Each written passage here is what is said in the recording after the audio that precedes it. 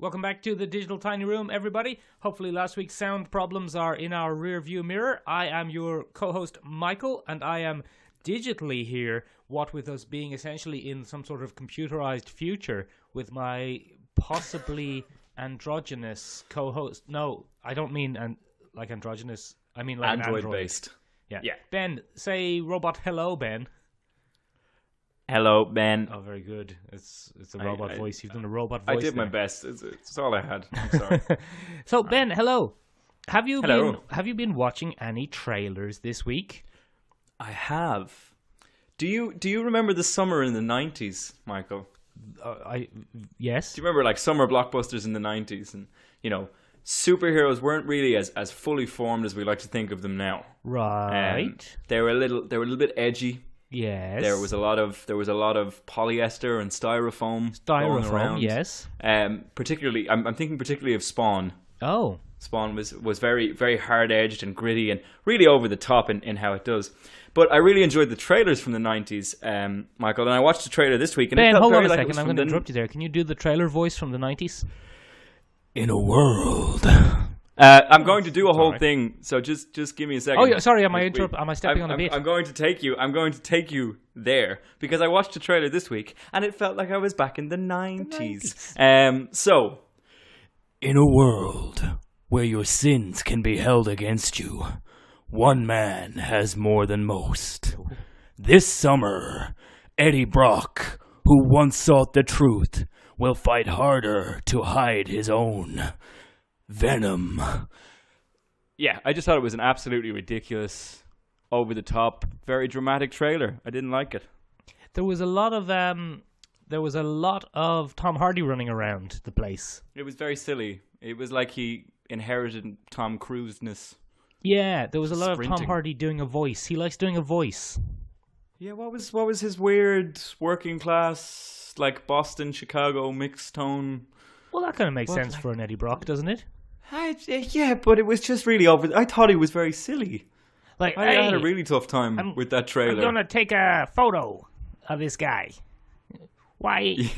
Everybody's got something, and it's just this silly. Like I was just like, I just thought it was very moody, very moody. What Ben and I posted this on Facebook. What I didn't really like about the Venom trailer, Venom. and as you know, getting the stress on words wrong is one of my things.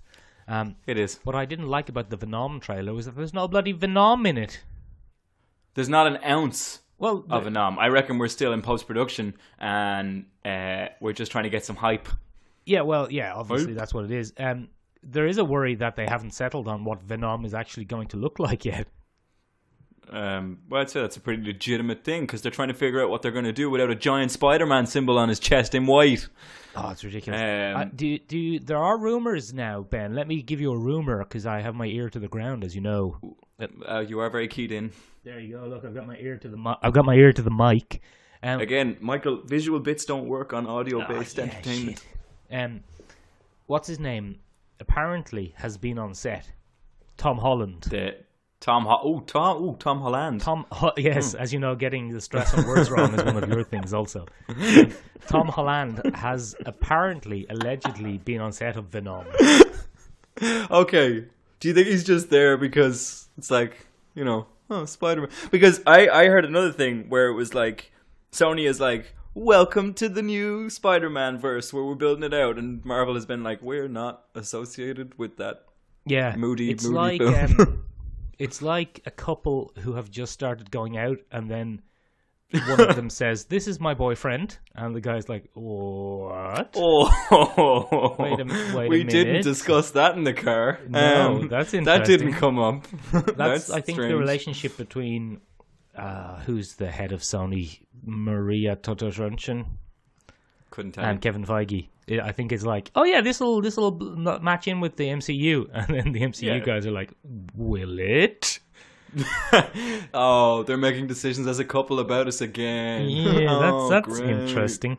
But there was a very distinct lack of Venom in the Venom trailer. There's a distinct lack of what's it going to be about other than famous actor Tom Hardy playing a role. I'm assuming disgraced. Yeah, he seems to have gone very method, or at least is trying to. And I don't think. Ben, how would you go method for being controlled by an alien symbiote? No, I think he's gone. Sorry, that's very true. Unless he's found alien life. I'm Tom Hardy, and I've actually contracted a real symbiote for this role. And why would you ask me that? Why would you ask me where I got it? That's a ridiculous question. I refuse to answer that question. I love Tom Hardy's awkward press interviews. He hates them so much. What do you mean? What do you mean by that question? It's a symbiote. That's a really good Tom Hardy impression. It's actually not bad, is it? Yeah, it's pretty solid. Pretty solid. Well, we've had a good voice copy day today. Oh, sorry, we talked over each other there. Bit of a flub. No, you had a little bit of a jump, and I had a little bit of a jump, I'm afraid. Anyway, there's not a lot to say about Venom, is there? Really? No, because they didn't really give us much to go on. Yeah. On the other hand, Ben, there was another trailer which I thought was considerably better. Yes. Which was? I don't know. Do a bit. It's your thing. Oh, I have to have a bit. Yeah. Okay. Oh, it's an on-the-spot bit. Oh no, things have gone horribly wrong. Did it involve spandex? Yes. Did it involve polyester? Probably. Was it very highly dramatic at the start of the trailer? Yes. Yes, I know what trailer you're talking about. This is Deadpool. You're talking about Deadpool. It was almost like a parody of the Venom trailer. I don't like it. It obviously wasn't timed to be that, but it was quite funny. But it couldn't be obviously because they can't have seen it. No, but it was quite entertaining to see that contrast. Where it was like they kind of made fun of it without meaning to. One of my favorite things about the Deadpool trailer, Ben, was the action figures.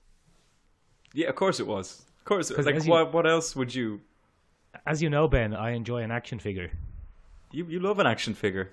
And figure of action. Yes, exactly. And in this trailer, the Cable action figure that they used looked like a custom modified Marvel Legends action figure. And that made me very excited. Because you like an L modification even more than you like an action figure. I know, isn't that great? And also, surely you noticed the Toy Story references that he's written Wade on the feet of the action figures. Yeah, it was a nice trailer. I don't know who does the marketing for Deadpool, but they're darn good at it. They're darn good at it. And we're clearly in the era of Josh Brolin because he's going to have quite the summer. Who doesn't love Brolin? Everybody loves Brolin. I'm a big Brolin fan. Got a lot of time for Brolin. At least until some allegations come out against him. Well, that is such a risk now, isn't it? It's like, oh, I really like that. Maybe I don't like that actor. Yeah, just I'll wait. Not saying anything. I'll wait a 3 week to 3 month period to see if I like that actor still. It's really tough. Again, though, with the Deadpool trailer, and I think they do this on purpose. They have managed to make a very good, very interesting trailer. It's very popular on the internet, but they've not given much away. No, they never do. That's the thing, because they keep cutting it up with little meta bits, like action figure off. Action figure off, the Bob Ross thing from the previous one. Very good trailer work, I have to say. Very, very interesting. Deadpool, not my favorite character, as you know, Ben. We've talked about it before. That's fair. But I'm quite excited to see this. Yeah, they're good films. The first one was great. I don't know how it's going to do without the same director, though. They changed director. Yeah. So. But, I mean, we'll give it the benefit of the doubt, Ben, won't we? We'll go and see it. Well, I think they changed director for a good reason. I think the original director wanted to go bigger, and Ryan Reynolds said no. Stay small. Yeah. I think he wanted to go blockbustery. I'm very excited to see how they deal with Cable, to be honest. It's going to be a tough one, because he's such a serious character. I know, such a serious character, and I mean they're straight into addressing that, but not. I mean they've undermined Cable. This is Cable's first big screen appearance, and they've undermined him with the CG arm within the first 30 seconds of his first ever trailer. It was pretty good. So I mean, that was pretty good. That gives me a degree of confidence, I have to say. Yeah, I'm keyed in. I'm looking forward to it. Speaking of trailers, Ben, did you see the trailer for season 2 of Jessica Jones? No. She's a lady and she has alcohol problems. She still has them? They're still there? Oh yeah, she still loves accidentally smashing a whiskey glass in her hand. Girl. She's so strong. It is, this trailer, I assume you haven't seen this trailer, No. judging by the blank expression on your face. Yes. This trailer this season looks like what season 1 could have been if season 1 wasn't great. Oh no! Yeah. Don't I'm tell not me saying that. I'm not saying that this is going to be bad, but it's her origin story season. Oh, balls! One of the best things about it is it looks like she's going to obviously be looking into who created her and why and what for and how and all that. Yeah. But it might be a misdirect that might be resolved in an episode or two. Do you think it'll be a classic 5-episode Netflix big twist? Yeah. Turns out the villain wasn't the villain all along. That wouldn't surprise me. We saw David Tennant's hands, so we know he'll be back. It's got some creepy hands creeping on in. We had a good line where it seems like a rival detective is trying to take over Jessica's detective agency, and he says to her, "I'd never take no for an answer," and she says, "That's quite rapey." It is. Yeah. Quite topical given the current climate. So that was Quite nice topical. Too. We have Trish Walker. She's back, and she uses the word sidekick. She says Jessica might not think she needs a sidekick, but maybe she does, or something like that. She's just comfortably fallen into that role. Look, good for you, Trish. We'll give it a watch. I'm looking forward to it. So we'll give Jessica Jones a watch then in a few weeks, Ben. That'll be exciting. Absolutely, I can't wait. Ben. Yes. Ben. Yes. When you know how you're in Italy, Yes. in deepest, darkest Italy. I wouldn't quite refer to it that way. It's quite sunny today. But yes. When does Black Panther come out there? Black Panther is already out here. What? I think it's out here. Hang on, let me double check that. But I think Black Panther's already out here. So I assume you've seen it then. No, I'm not, because I'm trying to find a cinema that screens it in English. Surely they haven't already dubbed it. I'm sure they probably have. Oh wow! It's a whole country, Michael. Millions of them. Upcoming releases for. Yeah, just give me. Hold on, this is hang on, let me see. Gripping podcast material. It comes out on Valentine's Day. Oh, so here, the middle of the week. It's out the day after tomorrow. Well, hold on. By the time we upload this, it's out tomorrow. It's out tomorrow. So I'm gonna try. I'm gonna do my utmost to go and see it as early as possible. You could go see it on Valentine's Day, Ben. You could take a lady or a gentleman, whichever you prefer. Or a gentleman, whichever you prefer, because here at Michael and Benjamin's podcast, we are pro-choice. Yes. Well, Ben, that's a different issue, Ben. Oh, let's not make it political. Let's stay out of the political quagmire, Ben. We're talking about comic book stuff. We're pro-partner choice. Ben, shut up for a second. Stop trying to dig out of this hole you're in. But speaking of quagmires, I'm sure you've seen the Black Panther controversy on the internet this week. What was Black Panther internet controversy. Black Panther lost its 100% Rotten Tomatoes score. Oh no! Yeah. How? Well, Ben, someone gave it a negative review. Who gave it a negative review? An Irish person. Oh no! Yeah. So the internet has there's a bit of backlash against this particular Irishman. His name is Ed Power. I assume that's short for Eddard Power. It usually is. Yeah. But yeah. And he writes for Irish newspapers. And some British newspapers, but he does appear to be an Irishman. Which newspaper did he publish this slanderous piece in? Here's the thing, Ben. I think it was the Times or the Independent. One of the left-wing ones. One of the very left-wing ones. Well, I mean, very left-wing by Irish standards. Yeah. But his review, and this is the interesting thing, his review isn't that negative, really. Okay, so are you saying that the internet is losing its mind without fully reading something first? No, I think it's another bloody reflection of the shoddiness of relying on this system that Rotten Tomatoes had. He gives it 3 stars. It's a 3 stars out of 5. So it's not that bad. So it's not. It's borderline not negative. Yeah. But I think when the professional critics upload to Rotten Tomatoes and it's a 3-star, they're allowed to decide if it means negative or positive, and he chose negative. Oh. Yes. But, now, I've read the review, Ben. It's not a terribly negative review. Okay. He seems to complain mostly about it being a bit dull and a bit word-heavy, and there being not enough superheroics. Oh, okay. So he's just a dope who doesn't understand genres or breaking convention. Here's the thing. I don't even know if he's a dope. I mean, he's perfectly entitled to think it's a perfectly fine film. No. If the internet has taught me anything, Michael, is that you're not allowed to say anything bad against anything that I like. So you haven't even seen it yet, Ben. I hope you No, don't I haven't. like it. I hope next week we're having Ben's retractions, and you're going. Actually, yes, it's fine. It's fine. There's no way I'll admit that. It's good. If that happens, because the internet will backlash me. I'll get a backlashing. Yeah. So it's interesting though. The guy in question, he doesn't review a lot of movies. He's a journalist more than a flat out movie reviewer. He only has 17 or 18 professional film reviews. So why in Christ's name would you send him to review one of the biggest movies of the year? Well, I don't think Irish newspapers, especially like worthy Irish newspapers, your broadsheets, they don't have a lot of time for comic book movies anyway. Superheroics. Yeah, they liked Wonder Woman. Wonder Woman! Because it had a female lead. I'm not saying that's why, but they did like Wonder Woman. Here's an interesting thing though.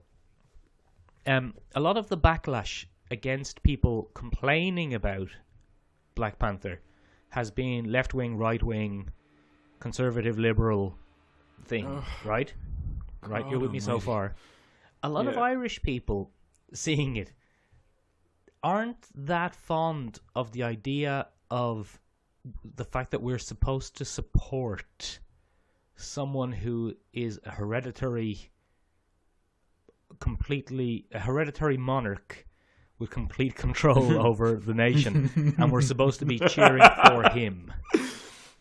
Do you think there's something in our history that might, place us in opposition to hereditary monarchies that decide to take things based on bloodlines as opposed to any kind of fair system or democracy?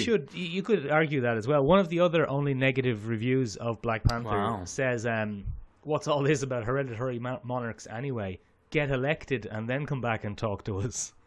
That's so tricky, but it's quite interesting. Like, that has to affect an awful lot of former colonies. Yeah, especially former colonies that broke away with violence. Yeah, through revolution or rebellion or some such. Yeah, that's an interesting. I never even considered it from that angle. Yeah. It would actually make a lot of sense that Irish people would have a bit of a bone to pick with hereditary monarchies. Well, it's interesting that you didn't think about it from that angle, even though that was your personal biggest complaint about Inhumans. But you see, true. Am I reverse racist? No, am I don't think letting things slide based on? Oh, that's interesting, isn't it? I think I think it's much easier to spot when the monarchy, as they were in Inhumans, are caricatures, poorly acted, and cheap. Whereas with Wakanda, you have charismatic Chadwick Boseman, He's very charismatic. Yeah. So, I mean, that's a lot of the way how royalty can be successful, because he's so cool and everyone loves him and everyone wants to be Black Panther. So you go, I mean, it's fine that they don't have democracy. Yeah. Everyone seems happy enough. Ooh. Anyway, look, Ben, we'll see it tomorrow. And that's interesting. Yes, I'll see it tomorrow. In the future tomorrow on it. No, stop that. With a man or a woman. Or a man and a woman, Ben, if you want. Because we are pro-partner Panther choice. You can do whatever you want. Here at the Michael and Benjamin's podcast. Let's move on, Ben. Let's move on and do a topic. What topic are we doing? Yeah, so today I want to take a look at a particular topic.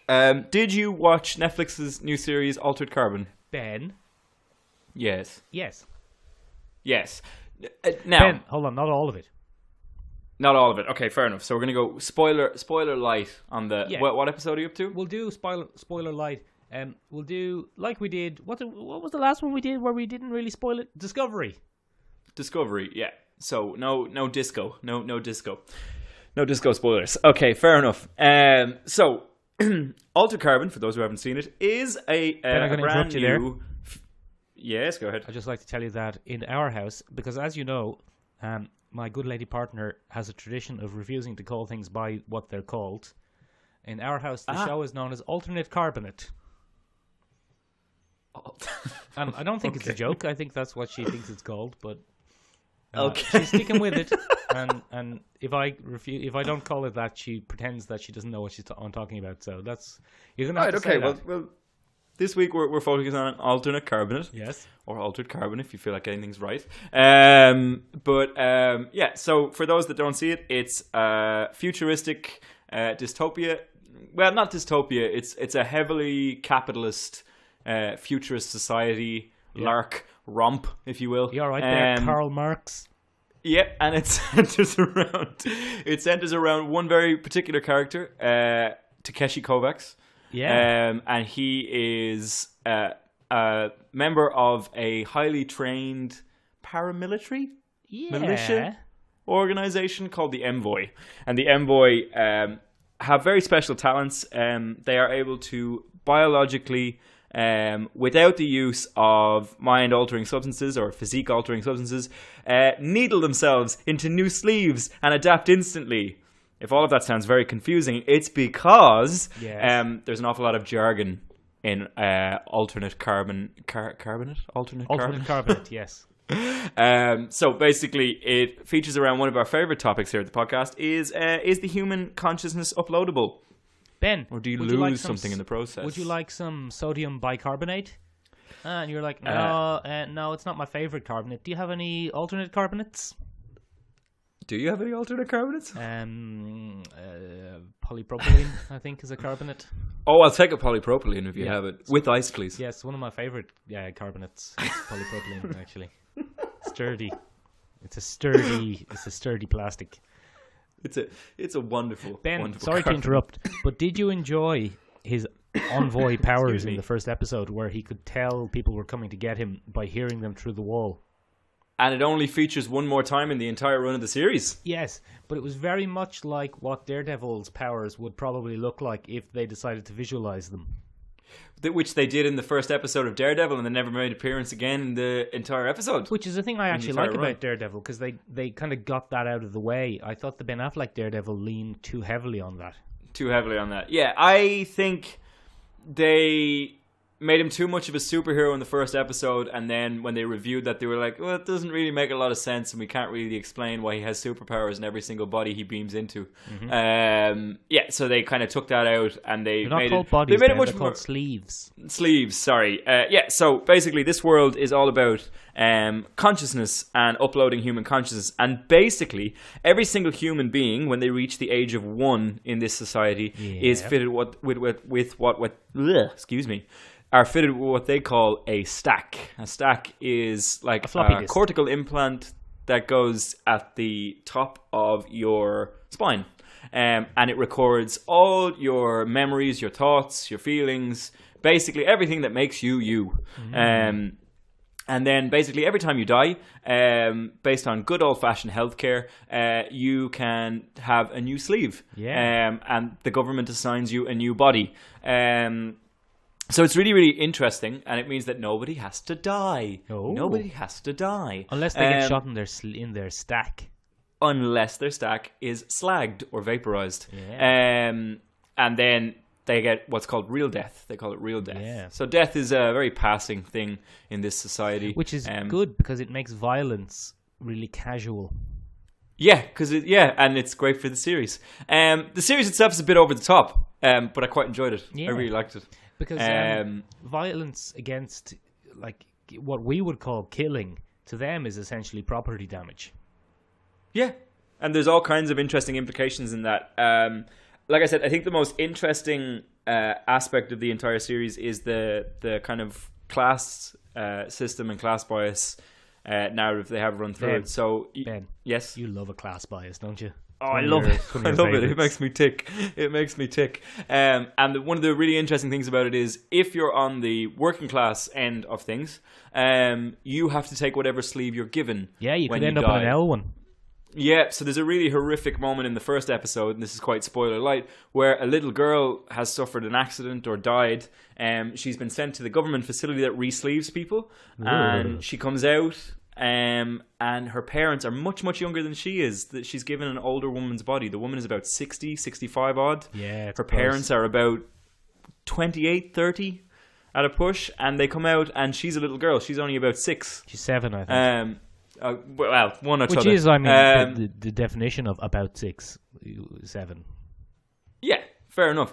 There was so really, like this really no horrible need for me moment. to interrupt you there.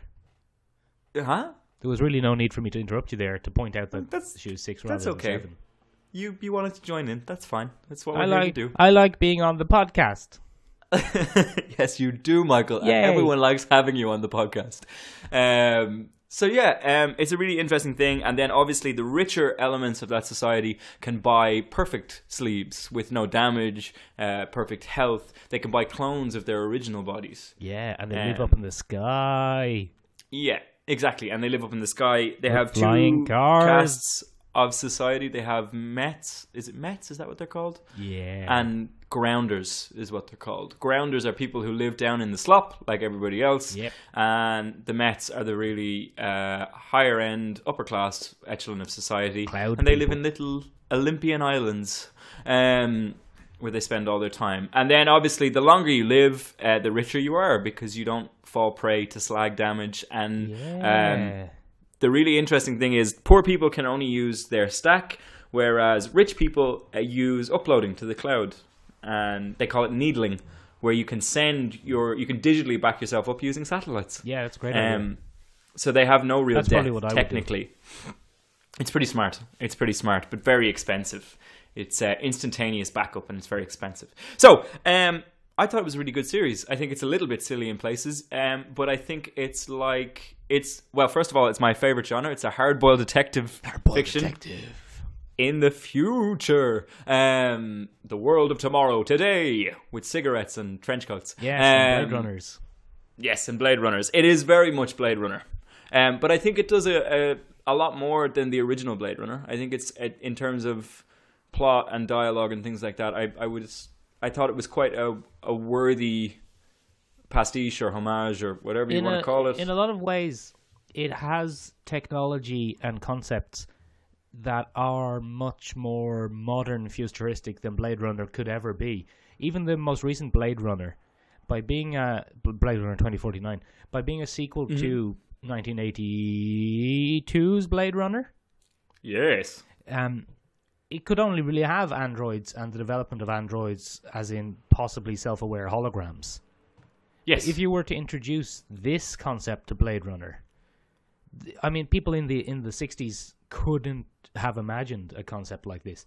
Now, someone might prove me wrong and find a book from the 60s where people wrote about saving their consciousness onto discs. Well, there are some examples, Are but there? not with this. Not with this technology at all. Not to this level, because the notion of the cloud, I think, is a brand new one. Like it's stranger than fiction when you think about the implications. So, in a lot of ways, even though Blade Runner 2049 is quite new and quite modern, it does have not. Blade Runner 2049 basically was the future of 1982. Yes, Whereas Altered Carbon is much more the future of now. and it's quite interesting. So I really enjoyed it. I thought it was a great series. I thought the soundtrack was kick-ass. I thought the lead actor was a pretty interesting dude. Oh, no. I like that there's two main actors. I kind of preferred his I don't know how to say this without being racist. Japanese. His Asian sleeve, his original sleeve. Yes. Because it But raises all was those that his interesting original questions. sleeve, though? Oh, I suppose his sister is also Asian.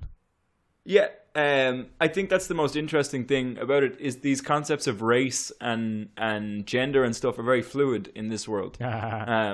Because if you're Gender fluid. unlucky, you get stuck in a sleeve that wasn't your original race or ethnicity or gender. Ben, remember that time you got stuck into the wrong gender? One time it was dark and it's really, really hard to see in club bathrooms. Leave me alone. But it's really interesting because but you see, the interesting thing about Takeshi is he's already kind of various ethnicities. Yeah. He's Polish and Japanese. Yeah, Takeshi Kovacs. Polish. Yeah, he's Polish on his father's side, and he's Japanese on his mother's side. And then you have noted genre actor. Oh bloody hell! What's his name? Tomo Pennicott. Is that his second? Is that the second sleeve that he takes? No, Tomo Pennicott is Dimitri the twin. Oh, Dimitri! I like him. And Tomo Pennicott, famous genre actor. He's in bloody everything. Yeah, he is. He pops up all over the shop. And he is himself a weird multiracial person. Not weird. Oh, There's nothing weird about being multiracial, but he is. He's half English, half Canadian First Nations, and then and then Canadian, full on Canadian. So that's biologically an mix of stuff. English and First Nations, and then Canadian, and then he's playing a Russian with a pretty bloody stereotypical and not great Russian accent. No, it was very stereotypical. Hello, I'm here to take your sticks. Your sticks will belong to me. Yes. Yeah.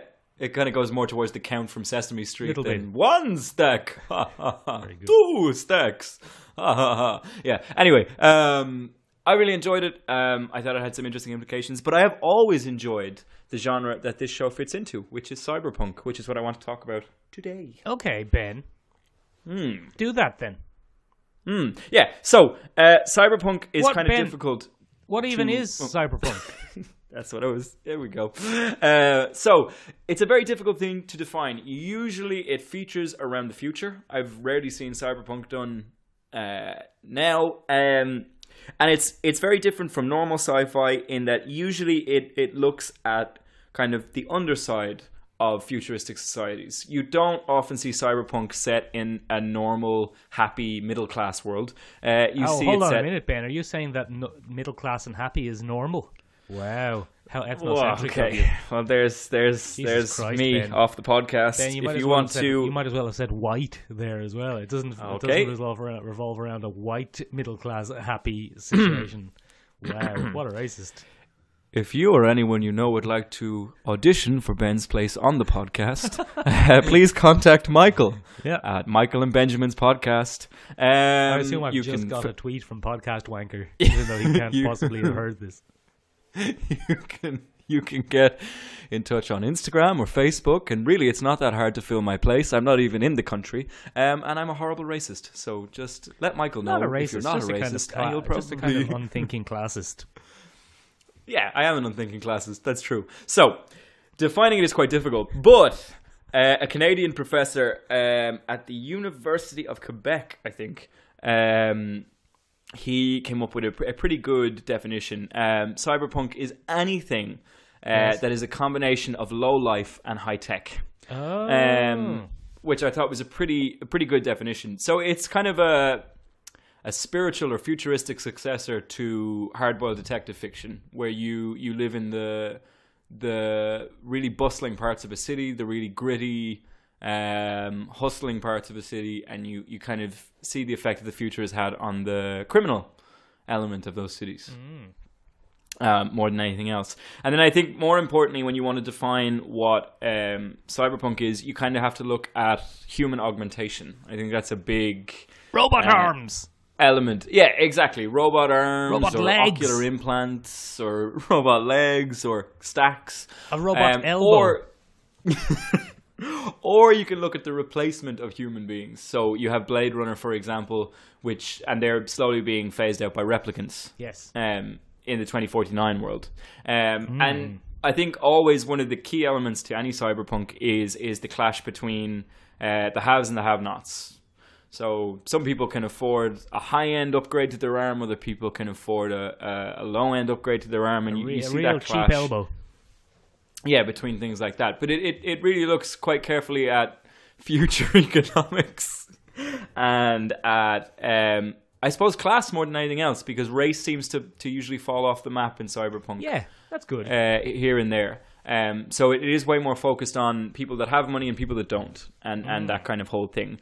I think one of the most interesting elements of Blade Runner 2049, despite not being that successful, is how badly Kay is treated, despite excelling at his job and following. He's always called is it a skin job? Is that the... It's a skin job.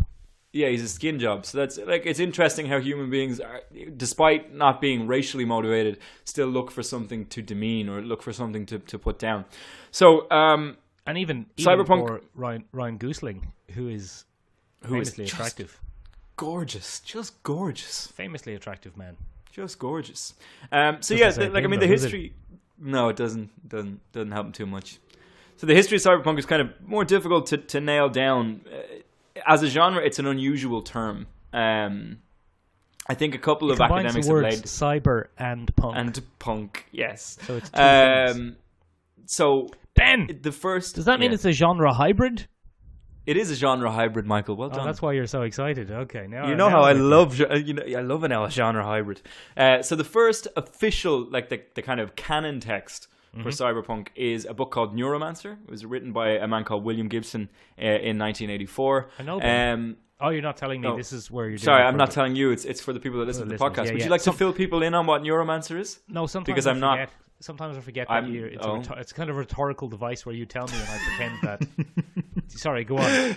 No, please tell everyone a little bit about Neuromancer, because I don't know that much about it, and you being much better versed in literary science fiction, I think would probably. I'm actually not, Ben. I've never read Neuromancer. Oh, nuts. Okay, never mind. So anyway, I don't have much to say about it, unfortunately. I didn't look it up that much, but it's recognized as kind of the cultural touchstone for the beginning of that genre. Right. But then we have some debate, because way before 1984, there was a book called Do Androids Dream of Electric Sheep by a man called Philip K. Dick, which I have read. And that is the text that loosely inspired Blade Runner. Yeah. And I think when you look at the origin of the aesthetic for Cyberpunk, it all comes from the original Blade Runner movie. Right. That huge, towering, monolithic future city made of concrete with flying cars and neon. Much neon. Asian text, everything. All comes from Blade Runner.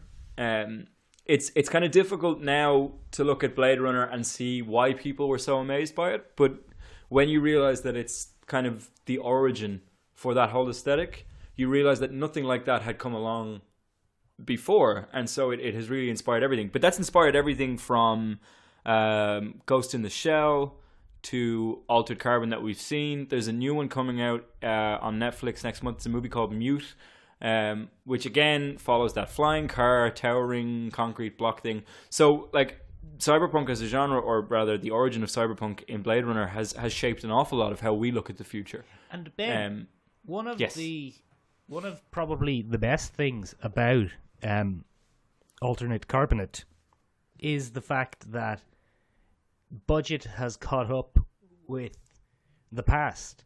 Absolutely. Like a TV show now can afford.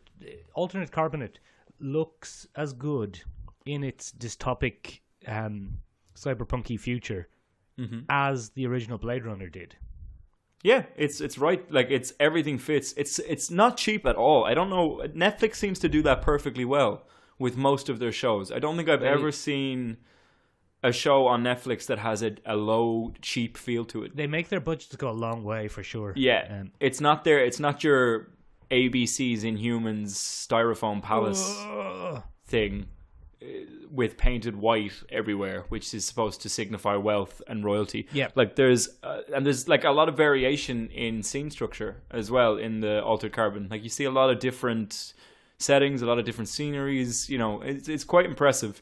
And I think probably the best thing about living in the age of editing and post-editing and post-production that we live in is that you can now take those bigger fantasy and sci-fi concepts and make them a little more grounded when you want to show them. Having said that, though, it's not. It looks like a movie. Yeah, it's incredibly cinematic. It doesn't look like a top budget movie. It doesn't look as good as Blade Runner 2049. Well, I mean, there's a limit to how much you can put into 10 episodes or something, isn't there? That's what I'm saying, though. It's yeah. It's let's take a little detour, Ben, back through Cyberpunk TV. Oh yeah, let's. What do you think of that, Ben? Have you ever seen the TV show Almost Human? Yes, I have. You have? No, hold on. Not being human. No. Almost human. The Carl Urban. Almost human. Yes. Urban or urban? Urban, I think, is how it's supposed to be said. But let's say sticking Urbane. with our tradition of Urbane. Carl Urban. So, Almost Human 2014. Yes. It starred Carl Urban. I can't remember the character's name. John something. Yeah. And he lives in a future where androids, replicants, whatever you want to bloody call them, have replaced... Played by Michael Ealy. Have replaced... Yes. They've replaced most cops. Because they're replaceable. And they're cold and they're logical. And in the show, he is almost killed when his android partner refuses to save a human from a shootout because the human had a low chance of surviving anyway. Yeah, so your classic iRobot scenario where Will Smith is saved because the little girl had less of a chance of survival. Exactly.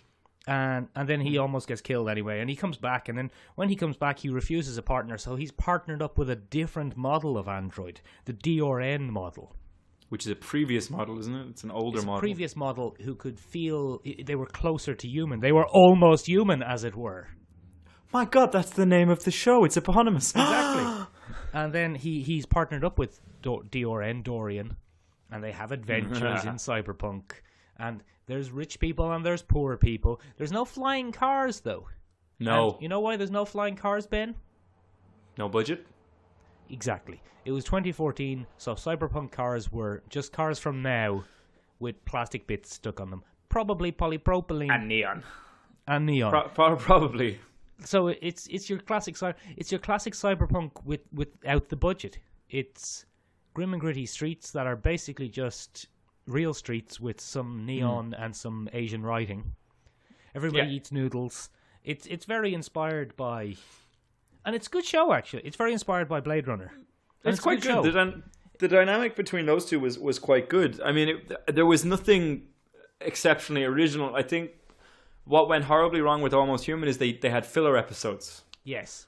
So I think what was great about Altered Carbon for me is that it's a 10 episode run, and we love a mini series here at the podcast. A tight 10. And more importantly, it really just features around that story. Like, they don't diverge off the central story to give you little details about, they have flashbacks. They have one flashback episode where you see Takeshi's training as an envoy, which is quite important because everyone's kind of scratching their head going, what in Christ's name is an envoy? Yeah. And then, but like centrally we focus on that one plot line, that one case that he's been put on. And I think it makes for a much more cohesive kind of easy narrative. Whereas I think Almost Human kept having so they kept hinting at a bigger, it's usual network television. They keep hinting at a bigger subplot, and you have to get through all the filler episodes to get to the big subplot. And some people love that, but for me, it kind of ruins series. I'm invested in the characters. Give me my payoff.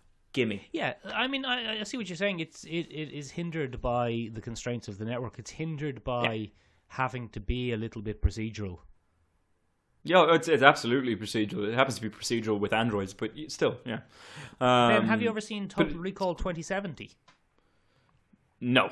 Total Recall 2070 is from the 90s, I think. Ooh. It might have been 2000. Hold on. Yeah, 99. I'm from the 90s. You're from the 90s, like Total Recall 2070. The interesting thing about Total Recall 2070 is it has almost nothing to do with the film Total Recall. Oh. It's basically an unofficial Blade Runner sequel TV show. It stars. It has a character called David Hume, and he's a cop in the future. And in the future, most cops have been replaced by androids because they're more logical and replaceable than cops. So David Hume is very severely injured in a firefight with some rogue androids, and his android partner is killed. So he's assigned a new type of android, which is an alpha class android. And alpha class androids are more human-like. Almost human. Almost human, as you are. Then it appears that you have a total recall of the previous show I talked about. My goodness. I thought you were reading out the same synopsis. I was going to Well, point I it am, out to Ben, you for a because I've second. written down the same synopsis for both shows Because they are the same. They are the same show. But Total Recall 2070 is very much a product of the 90s. Yeah. So, I mean, Cyberpunk was huge in the 90s, though. That aesthetic was very much, hacking became a big into buzzword hacking, lots of in 90s TV. Hacking was the shiz. It was just like, can we hack it? Yeah, but we need to go find someone who knows how to. We need to find a hacker. Yeah, where we find one? He's the best. He's really hard to find, but he's covered in Cheeto dust. Oh. Ben, you've just described the plot of Star Wars: The Last Jedi. Oh, did I? Yeah. Have you still not seen that? No. Oh, okay. That's the whole Benicio del Toro plot. I think it's anyway, probably time for me to tell you, Michael, that my other job outside of this podcast is that I go and I sit in a room in Hollywood and I just blabber and they take down notes and they put them into various blockbusters. Anyway, Ben, if I can bloody finish a thought without being interrupted. Sorry. That's a kind of ironic statement because that's what I do to you all the time. I'm aware of that. I'm aware of the irony of that. So. You're a very self-aware co-host. Almost human. Almost human. Almost Blade Recaller. The interesting thing about Total Recall is it has an almost identical premise to Almost Human, but it was 15 years earlier, and budget was non-existent.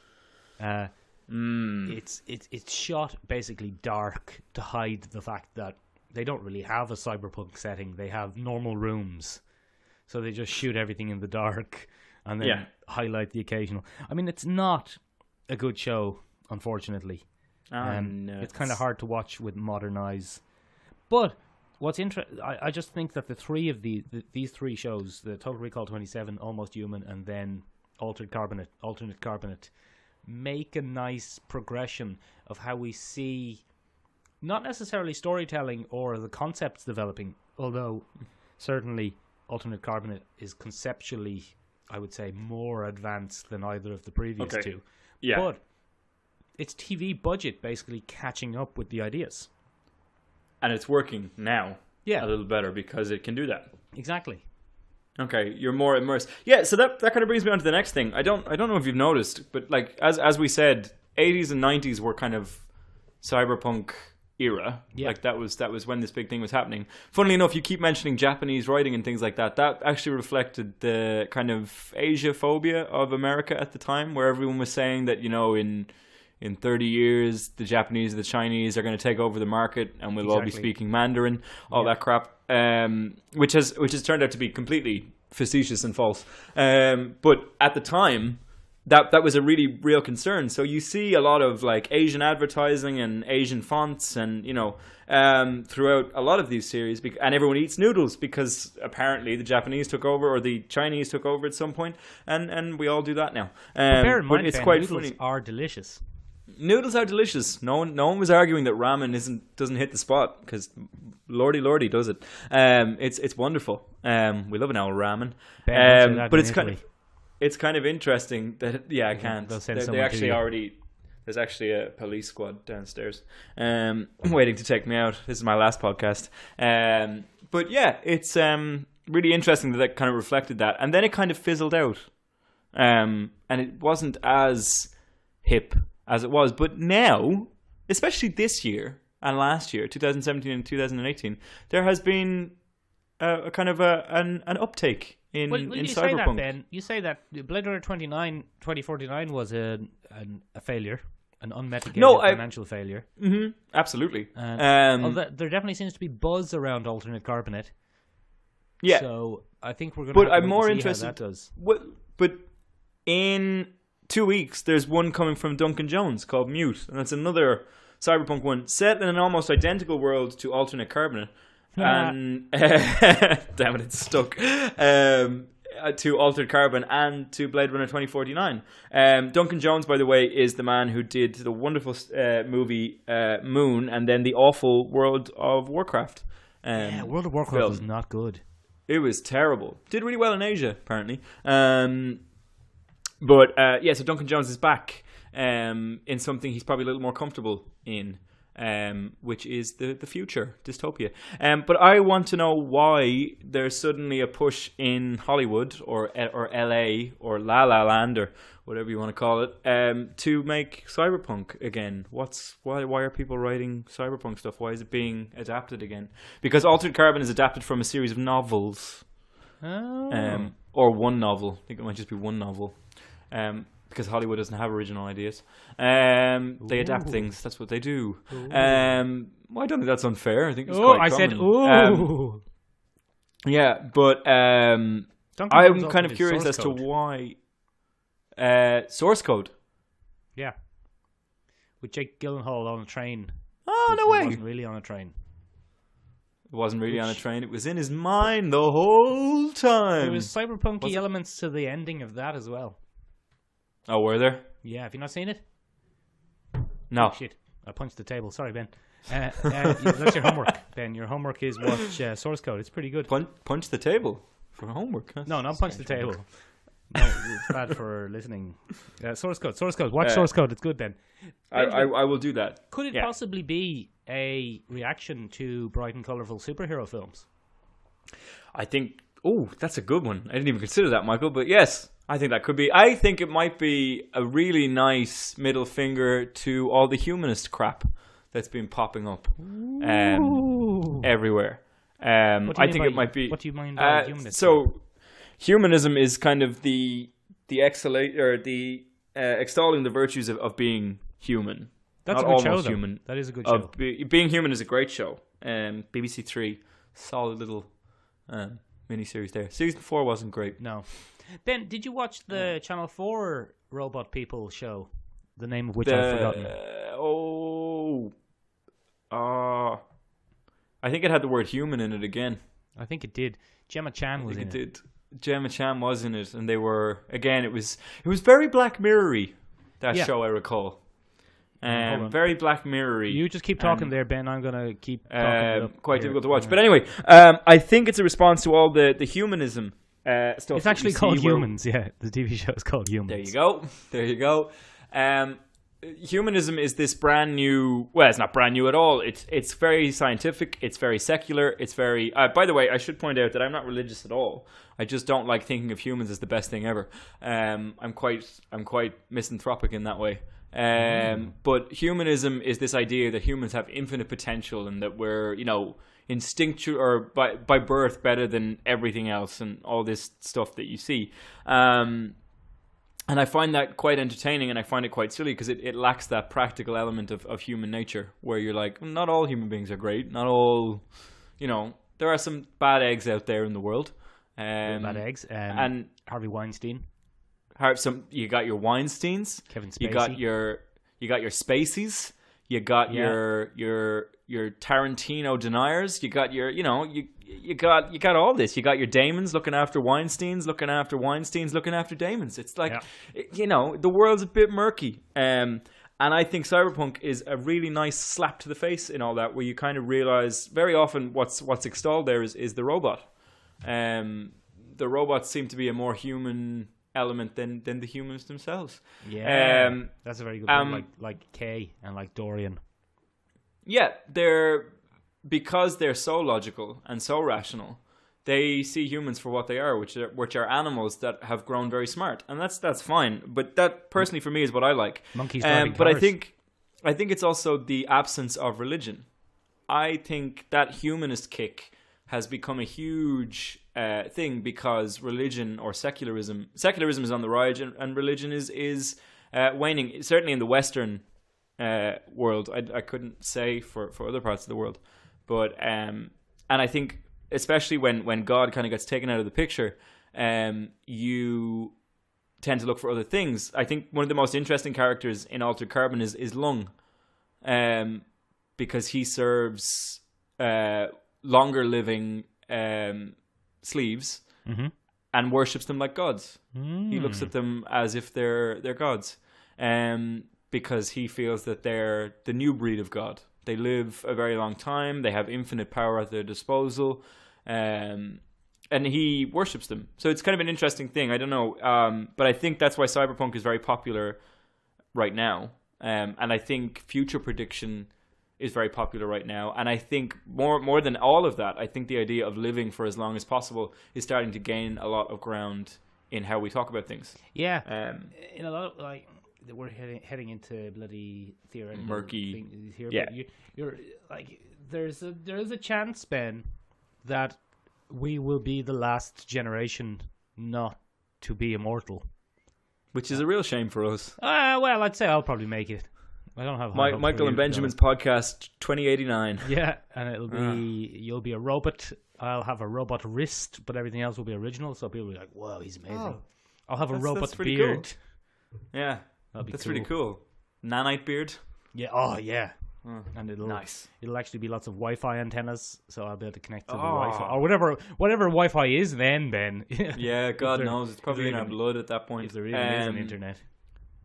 Yeah. Anyway, I think we're out of time, Michael. Yeah, let's wrap it up. So, let us know what you think. Why do you think? Do you like Cyberpunk? First of all, what Cyberpunk do you like? It's rhetorical again. You're not asking me. I do though. Since you're asking. Yeah. Sorry for stepping on that bit, Ben. Do you want to start again, or we'll? No, this is for the commenters, likers, subscribers, haters, whatever. If you have a favorite cyberpunk kind of fiction, let us know what it is. Would you live forever? Would you listen to the podcast in 100 years' time? Let us know down below. If you like what we're putting out, give us an like, subscribe. If you're listening to this in 150 years, do try to contact us and see if we have become robots. I'll still be around. I just won't be in this form. Yeah, he'll be a lady. I'll be a lady. More than likely. Probably. Anyway, can't wait to see Black Panther tomorrow. We'll let you know how it goes. Yeah. Bye, everybody. Bye, Ben. Ben's heading off on a date now in a flying car. Bye. Bye.